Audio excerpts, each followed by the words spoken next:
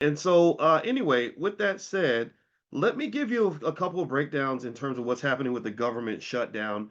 For those that are interested, as you know, the government shutdown is kind of ugly. There she is. I see out the okay out the end, Jen. Thank you so much. And I know there might be others here, but I see you too. So thank you. If you could help me with that, I want to make sure we follow up on that because that I mean I don't want the babies to get hit by no cars. Like that's just I don't even want to wake up thinking about that. All right, so here all right, so here are a few things that have happened since the government shutdown. In case you don't know, our politicians, they love to behave like children, so they've shut down the government and made millions of people suffer because they can't get along, and so there are consequences for that. And so some of the consequences I wanted to lay out just so you understand that these things do have a price, and society will pay their price. The country will pay that price. The longer the shutdown goes, the worse it'll get. So first off, a shutdown can shave about zero point 0.1 to zero point 0.2 percentage points of GDP growth per week. So the economy does slow down because of government shutdowns. So that's going to be a big deal. So if the Congress does not open the government for several weeks, then you're talking about a massive impact on GDP. Also, federal workers, a massive income loss. 800,000 federal workers were furloughed in the 2018-2019 shutdown. So currently, there's about 750,000 furloughed, and the daily pay gap is about $400 million.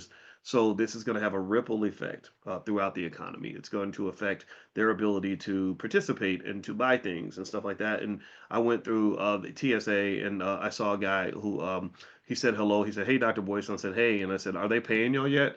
And he said, "No." So they're not getting paid, and I personally would like for them to get paid. So I hope that they fix this. Also, there's a big issue with data and policy uncertainty. So basically, there's a lot of key economic indicators that are used in order to just know how the economy's doing. You need certain data like from the Bureau of Labor Statistics, stuff like that. There's jobs data, inflation data, spending reports, things like that. And we've never really had a bottleneck like this where we couldn't get access to the data. So we're kind of driving blind. Like we're covering our eyes and we're driving 80 miles down the freeway. That's just dangerous. That's just bad. You should never do that. And so, effectively, this is why another reason why the government shutdown needs to be averted. And if you were to ask me about things that I would love to fix in the current administration, it would be their sort of lack of understanding of how important these institutions are and what happens when you disrupt them, right? And but I can't sit here and pretend like every single thing that's happened has all been terrible either. I know political extremisms, in style now. I don't like being an extremist. I'd rather just focus on let's figure out what really matters and focus on that. So, long story short, that's one bad thing that's happening. They really shouldn't be letting the economy operate without the proper information set that they need in order to make decisions. Now, some other things that are affecting the poor, which is especially an issue. And here's the thing: I don't think America is a country that's designed to care about poor people, just because capitalism doesn't have a lot of room for what's the word empathy or maybe compassion. And my wife's a social worker, and God bless social workers and stuff because they fight for this sort of thing.